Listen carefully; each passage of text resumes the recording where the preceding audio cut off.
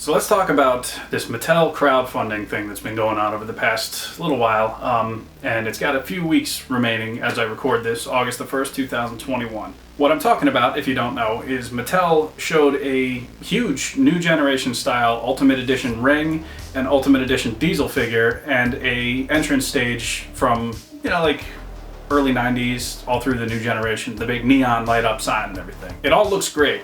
It's at a $250 price point right now and is crowdfunded, which means basically this doesn't happen unless it reaches the amount of funding it needs, which as it stands is 5,000 backers to hit everything that we've just talked about, the ring, the stage, and diesel. There will be more unlocked if it surpasses that, but for now we're just talking about the basic stuff. As I look right now, it is 21% funded with 1,059 out of those 5,000 backers that it needs to even happen. And there's 21 days remaining, which is exactly 3 weeks. So a lot could happen between now and the end of this campaign, but as it stands right now, things aren't looking good for this. I wanted to come up with a few different reasons why this may or may not be the case, and I've been brainstorming, so I just wanted to share my thoughts with you and see what you think. So for the uninitiated, basically what they're doing is a crowdfunding, which I talked about a little bit, but other toy companies have been doing this for a while.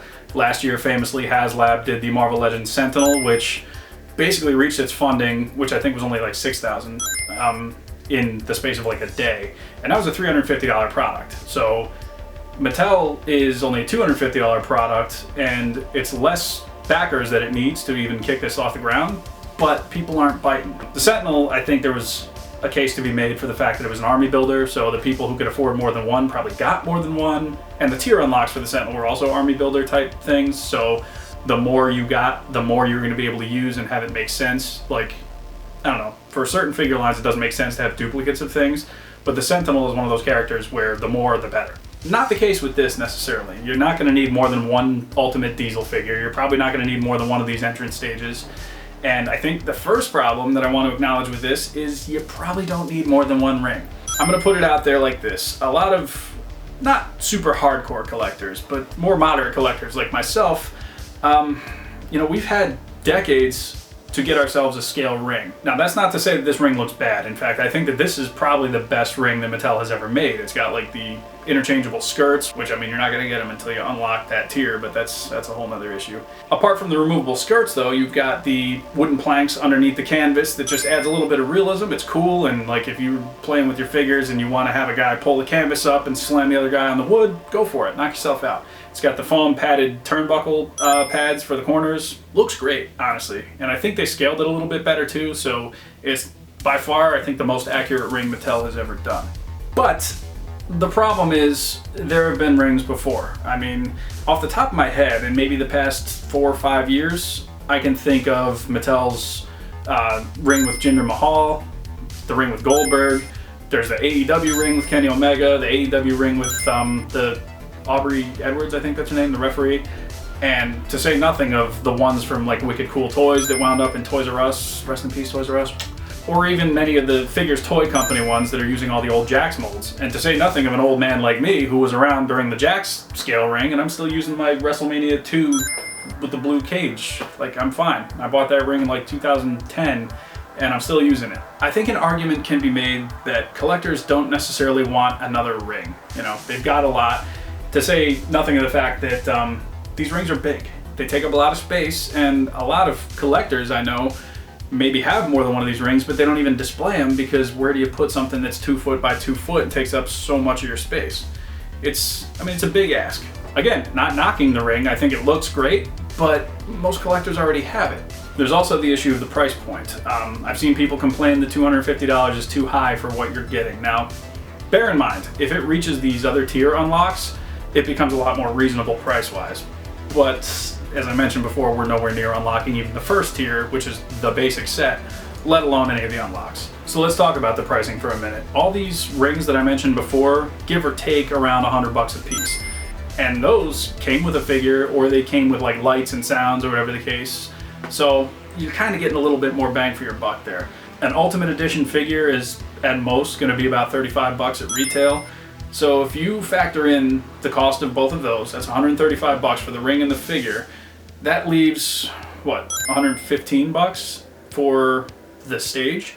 So I ask you, if you were in a toy store and you walked up and you saw that Mattel stage there for 115 bucks, I don't know. It's just, to me, I don't see where that's worthwhile. Again, don't get me wrong, stage looks great. It's got the lights, it's got everything you would want and everything that makes you think of that era in wrestling from like early 90s till about, let's say 95, 96, whenever they stopped using it.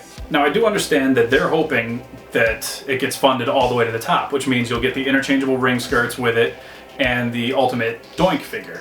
So if I'm factoring all of that into the price point, 2 ultimate figures at 35 bucks a piece, you're looking at 70 bucks. Maybe the ring skirts run about 20. Let's give that whole package, 2 figures and the skirts, let's say that's 100 bucks. The ring, another 100. That leaves $50 remaining in the budget for the stage, which is a much more reasonable price and honestly, probably a fair price. But like I mentioned, we're not there. We're nowhere near there. I don't know that we're gonna get there. So what went wrong? Why aren't collectors jumping on this? I do think Mattel kind of misstepped when they were putting things in order of importance. So when you got your first 5,000 backers, the next tier is at 7,000 and that's what unlocks the Doink figure. Fine, that's cool. But at 8,000, you're unlocking interchangeable ring skirts. I don't know that there's a lot of people that want to extend past Doink just to get a couple extra pieces of fabric. Not my thing. For me personally, I think it was a misstep on Mattel's part to have those be an unlock when this is your ultimate ring, meaning this is going to be the end-all, be-all, the best ring you've ever made. Those skirts should have come stock with the ring. And then have an 8,000 backer unlock be, whatever, something else, I guess. It just seems like that addition makes no sense. So let's say it gets to 7,000 and you get your Doink figure. Okay, not bad, and makes the price a little bit more balanced. I think the price is putting a lot of people off. $250 is a lot of money, and up until very recently, when you committed to this project, they were taking $250 right away, with the idea being that if it didn't reach its full backing, you would get your $250 back. Now, you're effectively making a deposit at that point with the hope, I guess, that if it gets funded, your deposit then becomes your payment and then you get your ring and whatever a year later. Mattel has actually recently changed this, from what I read, to the point where now you don't get any money taken out of your account until A, the project funds, and B, the initial funding stage is over. Meaning after the whole time frame has run and we determine whether or not this is even going to happen. Which is a little better because it makes people probably a little more comfortable with parting with their money because they know, right, I'm not going to get charged until it's a certainty that this is going to happen. So that's a little bit more comfort for people, I think. The problem is it doesn't look like that's affected any decisions that people have made. I didn't see a lot of spike in sales, or in backers I should say, between the time that Mattel announced that up until right now. So what's going on? Are people waiting until the end to fund it? Now I've seen that happen with a lot of other previous crowdfunding. Like I said, Hasbro Sentinel at the end had a little bit of a spike too, along with their Mandalorian Razor Crest. We may see that with their HasLab Galactus that's going on right now. This is just kind of the nature of crowdfunding, I think. I think Mattel's major issue with this is that they're probably targeting a hardcore demographic of wrestling collectors who, want the very best stuff in their collection. There are two sides to that coin, because it will be the hardcore collectors, probably around my age actually, who would have grown up watching this new generation as kids, and they're seeing like, wow, they're doing the big stage, Diesel, an awesome ring, yeah, I'm in, let's go. I think they overvalue the importance of the new generation. Like, let's face it, not a lot of great stuff going on then. You can read about it. And another thing that I think may have been a misstep in targeting these hardcore collectors is, as a hardcore wrestling collector, now I'm not saying that I am, but I know a lot of people who are, right now is about the best time that it's ever been in history to be a wrestling collector. What do I mean? Well, you got all kinds of stuff coming out from Mattel. Your Elites, your Ultimate lines, your accessories, all that kind of stuff. You've got Jazzwares putting in work over the past year with like 6 or 7 AEW series, plus their own rings and accessories and all that kind of stuff. Plus internet exclusives, all the ringside stuff. You've got Super 7, you've got Storm Collectibles, you've got any number of independent, smaller branded stuff like Cella Toys and Zombie Sailor and Boss Fight, any of that kind of stuff doing wrestling. Like, it's a lot to keep up with if you're a hardcore collector. You might be thinking, if you're a hardcore collector, right, if I have $250 extra, why am I going to put it towards this that I won't get for a year, maybe, if it even funds, when I could either pre-order something else that's also running currently as a Kickstarter and I don't want to miss that window, or I could just go on Ringside and buy a bunch of the AEW exclusives or the new Ultimate Wave from Mattel. I'll pre-order the Kane and Undertaker and all that kind of stuff, whatever. So collectors are being forced to kind of budget themselves and figure out where they want to put their money. And like I said, it's a lot to keep up with. So we've kind of gotten over like my main points of like maybe why people aren't attracted to this. You know, most people I think have a ring already, and most collectors maybe don't think so fondly of the new generation era that they would go spend this kind of money on it.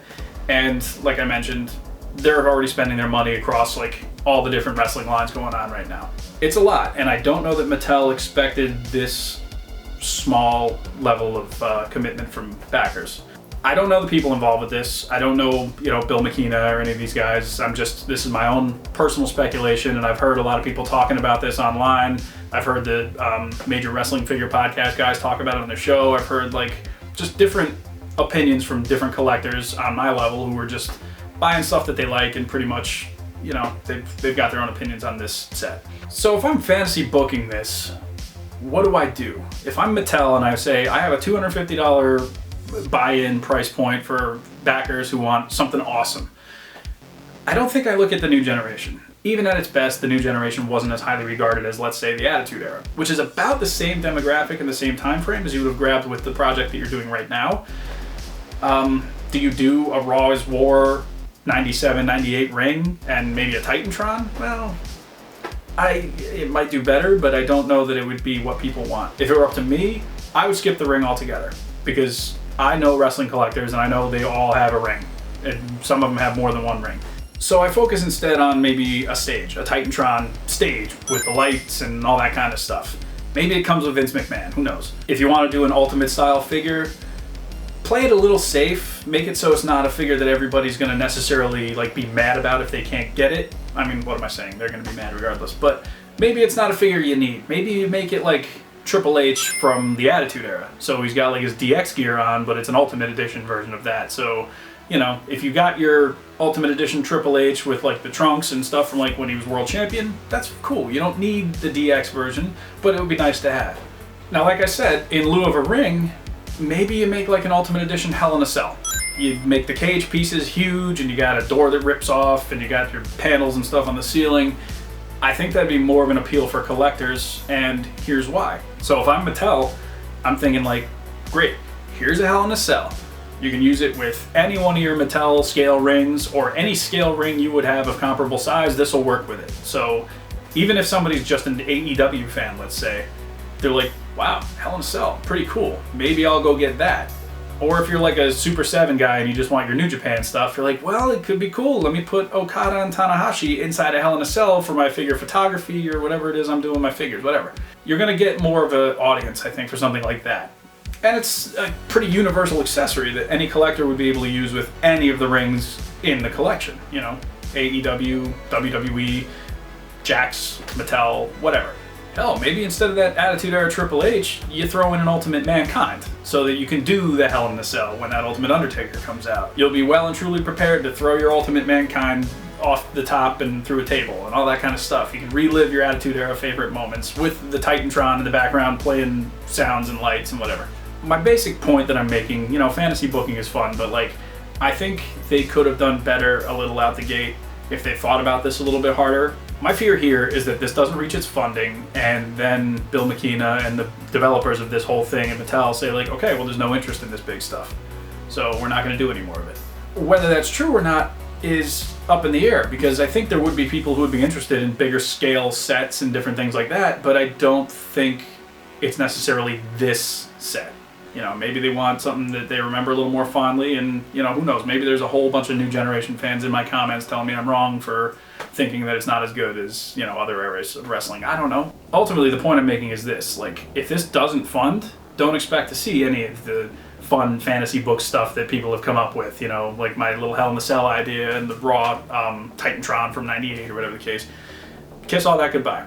I'm just hoping that if this falls on its face, they're willing to try something again. Like I said, this has like 3 weeks left remaining as I record this, so it's possible Mattel might say like, you know what, we heard you, we're going to include the skirts with the initial Ultimate ring, and we'll change Doink's backing to 6,500 instead of 7,000, and that way when it hits 6,500 everybody gets everything that we showed. We don't have to reach 8,000. They could do that, or they could add something else. I don't know, I'm not in Mattel. But as it stands right now, it's looking pretty bleak. I feel bad for people who collect more than just wrestling too, because right now there's a number of these crowdfunding things going on, not the least of which is a $400 Galactus from HasLab. A lot of collectors are going for that over another ring because they already have a ring, and a stage that they might not necessarily think is worth the money that they're being charged. Again, speculation. I'm not 100% certain.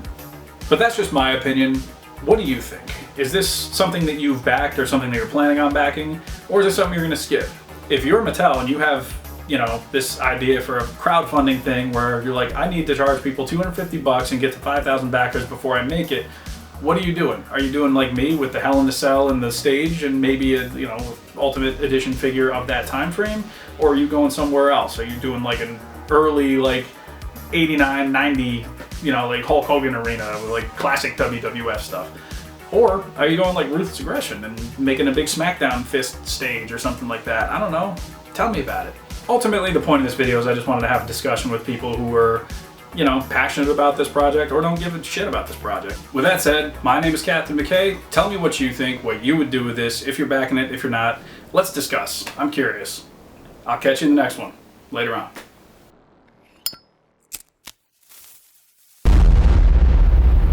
That's crispy.